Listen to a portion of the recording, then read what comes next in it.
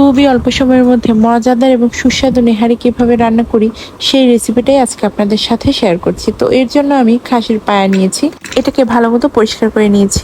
এবার এর মধ্যে পেঁয়াজ কুচি, ভালো করে রাখা কাঁচামরিচ, দারুচিনি, এলাচ, লবঙ্গ, গোটা জিরাও দিয়েছি। তারপর দিয়েছি গুঁড়া মশলা, আছে মরিচের গুঁড়া, ধনিয়া গুঁড়া, জিরা গুঁড়া, স্বাদ মতো লবণ এবং হলুদ।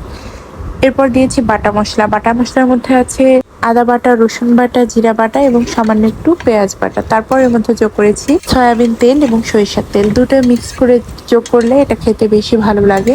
আর যেহেতু আমি খুবই অল্প সময়ের মধ্যে রান্না করবো, এই কারণে আমি একটা প্রেশার কুকার নিয়ে নিয়েছি। আর এটাকে 10 মিনিটের মতো ভালো মতো কষিয়ে নেব।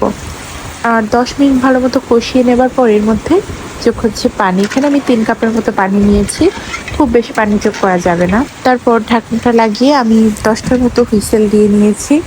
আর যদি গরুর পায়া রান্না করেন সেক্ষেত্রে কিন্তু হুইসেলটা বাড়িয়ে দিতে হবে।